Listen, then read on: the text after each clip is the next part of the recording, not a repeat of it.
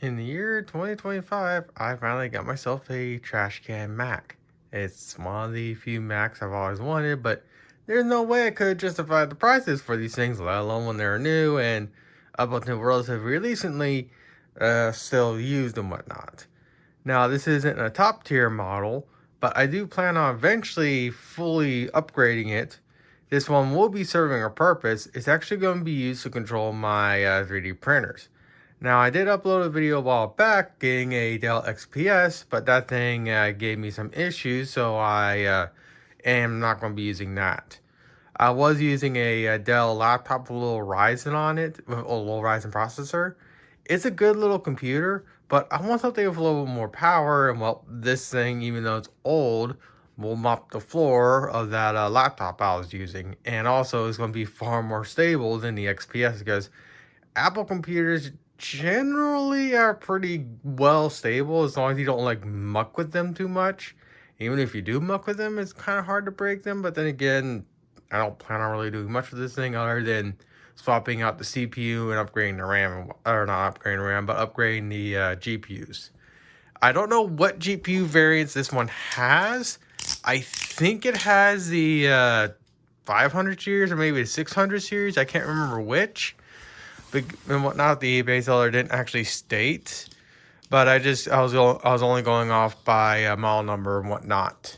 So I think it has the mid-tier model of the GPUs, which is hopefully what I'm going to be getting. If not, then it doesn't matter in the end because, like I said, I will be fully swapping them out for the D700s. But for now, I just need to get the thing up and running and see if it works. And of course, I can't cut anything apparently. Alright, and there it is right there, so I'll be right back. I got a nice amount of lint babies. Not for probably the Gooch collector, to be honest. With that said, let's see if I remember how to open this thing. There we go. Alright, so this thing has 32 gigs of RAM. It does not have an SSD, but I have a little adapter coming in. GPU 1 is there. GPU... Oh. Hello. Okay. Well, this was bought without the drive, but apparently it's here, so I can just boot this thing into macOS, apparently. Alright, well, these are lighting up, so let's see if I can get the thing itself to actually fire up. Well, I heard the fan kick, so it should light something on the screen soon.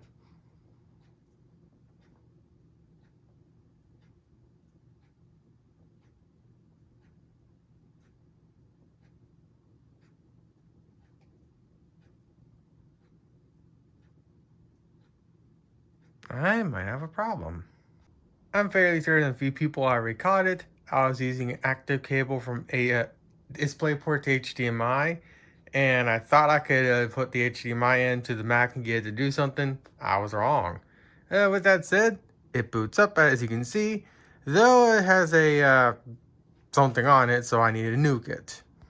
This old macOS boot drive I made eons ago over on my local Free Geek should theoretically work. It is booting, as you can see. It's just gonna take its sweet little time because it is a USB 2 thumb drive, and the reason why it's USB 2 is because most of the Macs we work at over my local Free Geek, at least when I was there, a lot more consistently than I am now, we're all USB 2 speeds, or if we had a USB 3, we just couldn't use it because USB thumb drives were used for something else. So it would take a little while to get these things set up. Yes, we could also do internet recovery, but due to our internet there being literal fucking ass, it could sometimes take like maybe 30 minutes, other times 3 hours. So setting up a little thumb drive like this was the best option. So I'll just come back when necessary.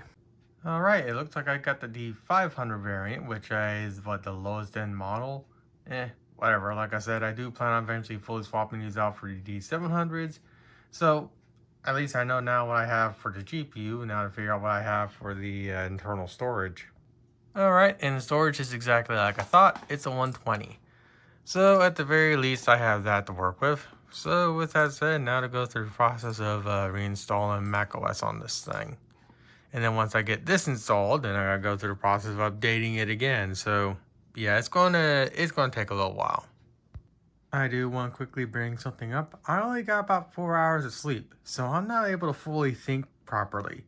When I mentioned I had the D500s, it's actually the GPU I was initially wanting for this thing. It's not the lower tier 300s like I was fearing, but it's the middle tier, which is exactly what I want. So I'm going to have a decent-ish GPU experience. And this was a gamble when I bought this thing on eBay, because the only reason why I had an idea that I had the GPUs that I was looking for was the model number underneath. I wasn't 100% certain, but I took a gamble and I got the Mac trash can Mac I actually wanted. So I'm not going to be as pressed to upgrade the GPUs in this thing to the D700s as much as I would have been if it had the D300s. So with that said, it's still updating everything, and I'll come back when it's done. Alright, for giggles, I decided to load up old Minecraft. I'm on my very much dead Anarchy server. Frame rate is around 300 or so FPS, and that's with Iris and Sodium installed. So without that, I was getting about 200 frames a second, which is really good still. So at least it can handle Minecraft. So next step for me to do is to install Windows on this thing because, well, I'm a Windows user. Alright, some time has passed, and I'm currently in the process of finding drivers for the GPUs in this thing. I managed to finally find something from AMD's website. It just restarted, and now it's going through the next steps of reinstalling. And, well, again, this is going to be doing just 3D printing tasks, but even still, I want everything as up to date as physically possible. So I got apparently some older version from 2019. The version drivers I was on here was like version 15 something. The drivers now are version 18 something. So it is a definite upgrade in the GPU department, theoretically. Now, obviously, I'm not expecting God tier performance out of this little trash can. But again, I want drivers and everything all up to date, and that's currently what I'm doing. For giggles, I will try and run Cyberpunk on this thing. If it runs or even launches, I'll be impressed. When it comes to the benchmarking, if it does let me do the benchmark, I'm expecting 15 FPS. Alright, it's looking like my incremental update process is how I need to do this. Now, since I'm planning on eventually putting 1 TB drive in this thing and possibly maybe a 2 TB at some point, I will be making a backup of all the drivers that actually work. That way, so I can make sure I install this one first, install this one next, and then hopefully the ongoing next ones, because I do have quite a few more to go through. But again, I will do this all off camera and I'll come back when necessary. Alright, just like I thought, it was a incremental issue. The drivers that were supplied from Apple were so out of date that the newer versions of AMD's drivers could not make heads or tails of what was actually in the Mac. So it was constantly throwing up errors saying it doesn't have the proper GPUs and whatnot. So once I did the incremental update like I was talking about, I'm now able to at least get this version up and running. And it looks like it's even asking for a full factory reset, so I might as well go through that route also. The frame rate is more or less exactly like I thought it would be. I'm actually impressed it even launched in the first place. Now this is at 1440p with the AI upscaling bull crap, so I'm going to dump it down to like, what, 720p, and maybe I can get it to play at a decent 20? Yeah, just like I thought, when it comes to 720p with the AI upscaling, I get about 20 or so FPS. I'm asking a lot out of this poor little Mac, and honestly, I'm just impressed it's even running in the first place. Forgive the noise in the background, my window unit is now on because it is hot in my room. It is still summer. With that said, it at least runs my side just fine. So next step for me to do is to take it apart to reapply thermal paste, clean up all the gooch inside the thing, and just generally get the thing prepped to make it so I can use it a little more better. When it comes to the overall temps as it stands right now, it's actually relatively good, but I'm going to do the reapply thermal paste anyways because let's be quite honest, it more likely needs it. Well, it definitely needs it. Now, I don't know when this one was initially made. I don't know if there's a way to even tell when it was made, but if it's one of the original ones, the thermal paste on this is even more cooked than it feels like a later version and whatnot. But I'll come back when necessary. Might as well do a before and after for temps and whatnot. One thing I tend to always do with my Macs is I always have Mac fan control enabled, and I always have it set for the fans to be spinning a little more faster than normal. So when it comes to the way I have everything set up right now, everything more or less idles around the 120s to 130s. When it comes to fan speed settings I have it set to this guy right here. If I go to here, you can see the temperature deltas I go for. And generally that will allow the fan to run a lot more faster than normal, keeping everything relatively cool. And generally it actually does a decent job. I mean, it's idling relatively good. It can idle a little more cooler than this, but for now, even as it is, that's actually a pretty good temp. So next thing for me to do is load something up. Now I'm going to load up Sims 4 because I can just let that idle for a while and let my Sims just set themselves on fire and whatnot. Alright, here's my current Sim save. It's obviously modified significantly, as you can tell by that. And overall, the performance is actually a little worse than I thought it would be. But with that said, it will let me run everything. For some reason, our CPU is not being hit that hard. But even still, everything will more or less just heat soak over time.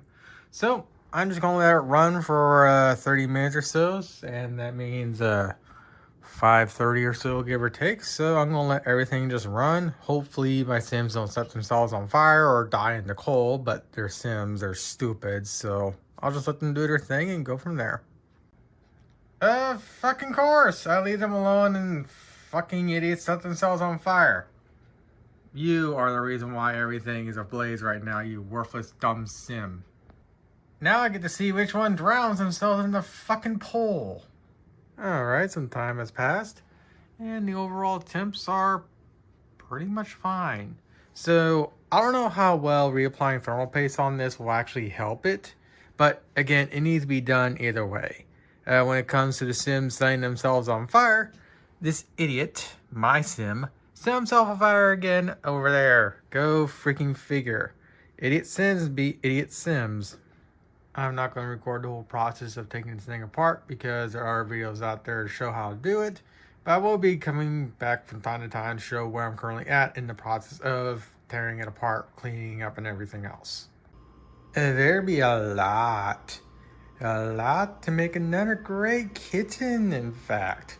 I'm going to need something a little more better than a toothbrush. That. Alright, yep, it is very much dry. And it looks like Apple's actually using a vapor chamber, which is actually kind of cool. So obviously clean this off, clean off the two GPU dies and whatnot, and put everything back together. Alright, now the moment of truth. Did I kill this thing, or is it still going to work? I really haven't worked on anything like this before, let alone this complex, so obviously I am a little concerned, but I didn't get any sparks, so that's good. Now where's that power button on this thing? Where is that power button? Oh, there it is.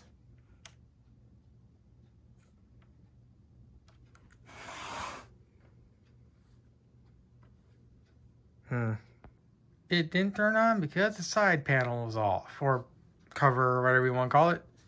It's working completely fine. It's a little annoying that this is now in a trial state, though I can find an older version of this program and circumvent this trial bullshit. Well, the idle temps seem to be holding out for the moment, but I'm going to let this sit for like 30 minutes or so just to make certain, that way so everything heat soaks. But right now the idle temps seem to be fine, so I'll come back in 30 minutes. Alright, some time has passed and the temps have definitely climbed up a bit. I will be reconfiguring the sensing and whatnot for the fan, but I'll do that after I get done running the test again to make sure that all the temps are within reason again. So I'm going to load up old Sims 4 again and come back. Well, I don't know what I did, but both GPUs are now being utilized at the exact same time. Now, obviously, the performance is complete total poo-poo garbage, But it is running it still just fine, and luckily they haven't set themselves on fire yet. Alright, a little bit more time has passed, and they have yet to burn themselves alive, thank God. And temps are a little higher than last, but that is due to the fact that, well, everything can run a little more hotter now, so it's just a little more hotter than it used to be. So yes, reapplying thermal paste did help, but it also is increasing the overall temperature. But either way, it did its job. So next thing for me to do is to go through the process of modifying the config file for the temperature and whatnot. Alright, I changed the temperature reading and whatnot. The fan has kicked up a little bit more, so the temps have dropped a little bit, but I'll let it sit for just a little more longer, and then once that's done, then we'll see how it handles Orca Slicer and whatnot. It should handle that program just fine, so I'm going to unpause my Sims and hope they don't set themselves on fire. It looks like they like to self-lock in that little area right there for some reason. Alright, the temps are fluctuating a little bit lower than before, so the fan increase has helped. But with that said, so far Sims is working fine, temps are fine. I should theoretically get better performance in Sims when I get the these 700s. But for now, the D500s are doing a decent job. So the next step is to see how Orca Slicer works on this thing. Alright, and as expected, it handles Orca Slicer just fine. Unfortunately, it always runs like ass even on my main rig, but it performs more or less within like maybe 2 to 3 seconds slower than the computer I was originally using, which was the Dell XPS and a few others and whatnot. So this thing's absolutely going to serve its purpose. So the next thing for me to do is to wait for my little adapter board so I can put my 1TB drive into this thing and reinstall macOS again and reinstall Windows again. But I don't know when that will come, but it'll be in here at some point. So with that, when it comes to the video on my trash can Mac, I think that's pretty much it, because this was bought for one purpose. It's going to serve that purpose, especially considering I just cleaned everything up and reapplied thermal paste and whatnot. So I think that's more or less it for this video.